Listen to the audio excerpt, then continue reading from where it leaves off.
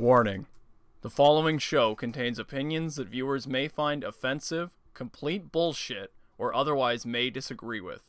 Accordingly, the producers of Mr. Justin Ashley must insist that those viewers understand not everyone feels the same way they do, and ask they chill the fuck out.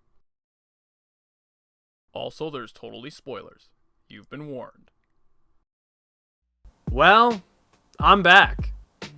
It's been 3 years since I posted my last video to YouTube. So what the fuck happened to me? Why did I just stop right after I just started? I want to be clear. I don't make any money from the videos I make. Even when I did the Retro Goons videos with Kevin, we still had jobs to go to. I make my videos as a creative outlet. I don't make them with the intent of profit or revenue. And because of the sheer amount of content I use from movies and TV shows, monetizing my videos, especially now with YouTube's strict policies, would be next to impossible.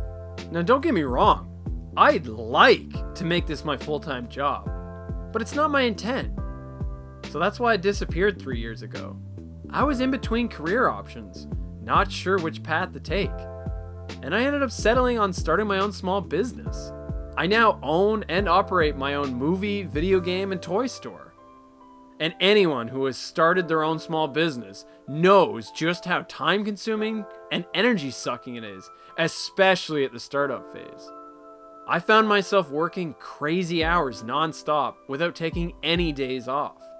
And since I didn't actually make any money from my YouTube work, I just put it on the back burner. I always intended to start it up again, but time just slipped by faster than I anticipated. And now, 3 years later, I find myself with lots of free time all of a sudden, and no excuse not to pursue my creative outlets anymore. So I'm back, and this time I plan on sticking to my original plan, uploading regular videos at a manageable pace. I'm gonna work much harder on balancing the work and play portions of my life. Sorry, I know that was a lot of heavy shit right at the start. Where do we leave off? Well, my crazy fan theory video on the Joker has over 45,000 views right now. Technically, that makes it the most successful video I've made in my entire life. That's pretty fucking cool, so thank you for that. And now, let's get to the good shit. Let's get to Cool Runnings.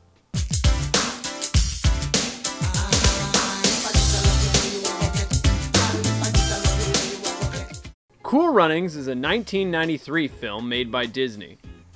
It is a Winter Olympics film loosely based on the true story of the first Jamaican national bobsled team and their debut in the 1988 Winter Olympics held in Calgary, Alberta, Canada. Where I'm from. Canada, I mean. It follows 4 Jamaican athletes, Derice, Jr., Yul Brenner, and Sanka. Derice is the film's pseudo-main protagonist who dreams of competing in the Olympic Games like his father before him. However, tragedy strikes as an accident prevents Derice, Jr., and Yul from qualifying for the Olympic team. Undeterred, Derice pushes ahead, willing to do anything he has to compete in the Olympic Games. This leads to the outrageous idea of trying to build a bobsled team to compete in the next Winter Olympics instead of the summer. Knowing nothing of the sport, and little of any winter sport, as Jamaica didn't have any winter sports at that time, Derice and his best friend Sanka enlist the help of a washed-up former bobsled gold medalist, Irv Blitzer, played by John Candy. And through trials and tribulations, the team make it to the Olympics and fulfill their dreams, turning many heads in the process. That's a very basic outline of the plot for you. So why did I pick this for my first return video? Well, with all the shit going on in the world right now, and nothing but negativity coming out of the news, I just needed something to lift my spirits. I think we could all use that right now. And I think Cool Runnings is just what the doctor ordered. I don't think people think Cool Runnings is a bad movie per se, they just don't really acknowledge it at all. It's a movie I never really hear brought up, and when you do mention it, you get kind of a giggle reaction from people. It often gets lumped into the generic sports movies of that era. If you're a 90s kid like me, then you remember all the sports movies Disney was pumping out at the time. First we had The Mighty Ducks in 92, then there was the sequel, D2, in 1994, Angels in the Outfield was also in 94, The Big Green in 1995, and Air Bud in 1997. Cool Runnings falls right near the beginning of this trend in 1993. But while people lump it in with these other films, I think it stands leagues above them. Now I'll admit, I'm a sucker for underdog stories. Hell, I think just about everybody is. I love films like Rocky, The Karate Kid, and Revenge of the Nerds. Any story where a person or group has to overcome overwhelming odds by rising to the challenge has my attention. And that's exactly what Cool Runnings delivers. The back of the movie case even says Rocky on Ice. You have 4 guys from Jamaica who know nothing of winter sports, let alone winter in general, but they're willing to do whatever they have to become Olympic athletes. Their journey from simple idea to learning and trials and tribulations, training, and eventual success is inspiring. It's a genuine, heartwarming story everyone can get behind. But this wouldn't work if we didn't care about our protagonists. Nobody would give a shit about Rocky beating Apollo Creed if Rocky were not such a likable character. And for me, we're given 5 fantastic characters here. Darius is a determined and focused individual who never loses sight of his goal. His unyielding motivation convinces 4 others to follow him on his pretty ridiculous plan. He's one of those never gives up kind of guys you just want to root for. No go, kid. That's okay, Coach. We'll get the money.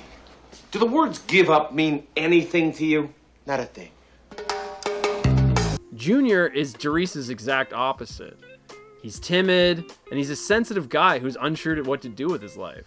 He struggles to find his own identity as an adult, while under pressure from his overbearing father. But we see him slowly gain confidence in himself and take ownership of his life. I am not a lost little boy, Father.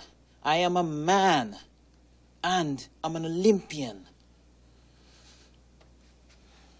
And I'm staying right here. Yul Brynner is a direct, no bullshit tough guy. But his rough exterior slowly falls away to reveal a kind heart and vulnerability that you may not think someone like him capable of. Now look in the mirror and tell me what you see. I see Junior. You see Junior. Well, you want to know what I see? I see pride. I see power. I see a badass mother who don't take no crap of nobody. And then there's Sanka. Sanka is clearly the film's comedic relief. Sanka, you dead? Yeah, man. Oh. He's goofy and a happy-go-lucky kind of guy. But there's a genuineness to him as well. He doesn't pretend to be more than he is. He's happy with his identity, and his confidence later reveals him to be the group's moral compass. Let me tell you something, Rasta. I didn't come up here to forget who I am and where I come from.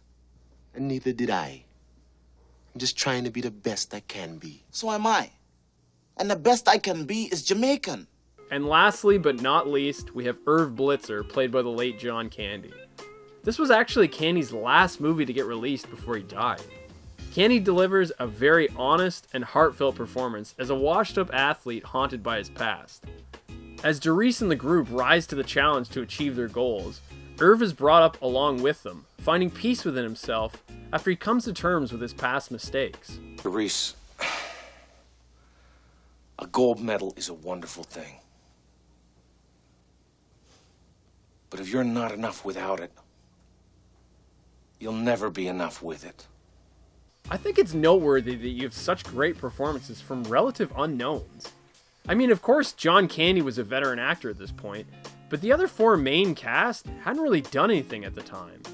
And yet, all of them deliver convincing performances, and their on-screen chemistry and timing is fantastic. What are the people gonna be screaming when Jamaica takes the hill? I say we call it Cool Runnings. Beautiful. I like it. Very strong.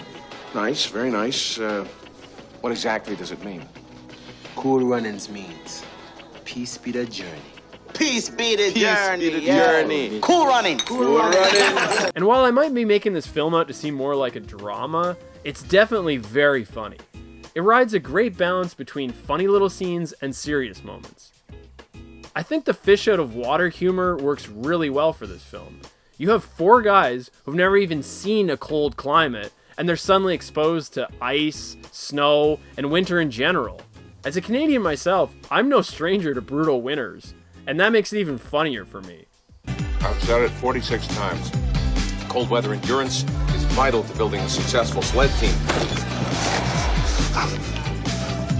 Cold enough?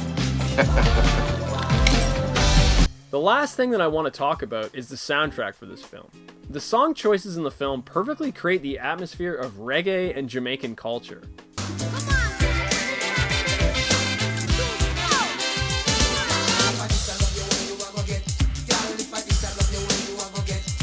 But what always sticks with me more is the actual score composed by my man, Hans Zimmer. If I had to describe it, it's like Jamaica meets an Olympic sports theme, which is pretty much exactly what it's supposed to evoke.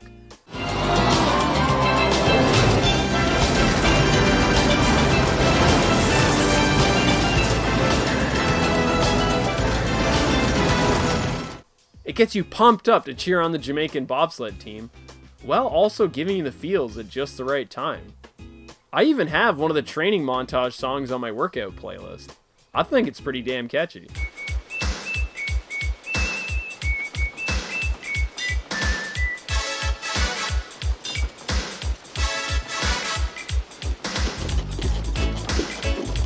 Now, is the film perfect? Absolutely not. I don't think anything ever can be, because that's such a subjective thing. But if you ask me what faults I felt the film had, really only one comes to mind. I've heard this criticism brought up before, and that's that this supposed true story isn't really true at all. Now, my feeling is when a film calls itself a true story, or based on actual events, or whatever way they want to say it, it's usually a crock of shit.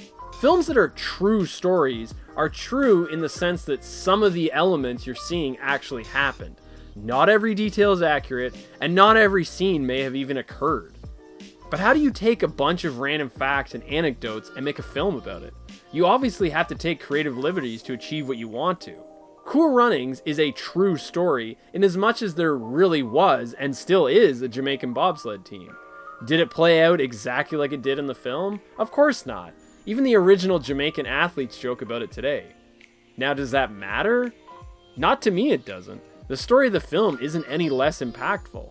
The only gripe I do have is the film portrays the Jamaican team as almost winning the bobsled event, but the sled breaks down on their final lap. In reality, the Jamaican team crashed due to inexperience. The film actually uses footage of this real-life crash, which is absolutely horrendous. It's not a huge deal, but I think the real achievement was just that they were there at all representing their country. But in all fairness, I think the filmmakers also understood this, because Irv Blitzer says literally those exact words near the end of the film. Hell, it doesn't matter if they come in first or 50th. Those guys have earned the right to represent their country. They've earned the right to march into that stadium and wave their nation's flag. That's the single greatest honor an athlete could ever have. That's pretty much all I have to say about Cool Runnings. It's one of the rare films that I loved as a kid and still love as an adult after rewatching it. Sadly, it's not a very common movie on physical media. The DVD you just don't see too often. But if you do, it can be found for a pretty cheap price. The Blu-ray, however, is a completely different story. While it's great Disney spent the money to produce a Blu-ray, it was restricted to their Disney Movie Club, which, if you're not familiar with, is Disney's monthly subscription service where they mail you a physical DVD or Blu-ray from their extensive catalog. And in their infinite wisdom, Disney restricted their more niche and obscure titles to this service and instantly put them out of print. So you couldn't find this in stores. Oh no, you would have had to have had a Disney Movie Club subscription and got lucky that they added Cool Runnings at that specific time. If you join now, fuck you, you ain't getting your Cool Runnings Blu-ray. But all hope isn't lost. Unless you're a hardcore collector like me that just has to have the physical copy of everything, it was just recently added to Disney Plus. So, if you find yourself stuck at home, bored out of your mind, and anxious about the uncertain future ahead, pop on Cool Runnings. Maybe you too can feel the rhythm and feel the rhyme.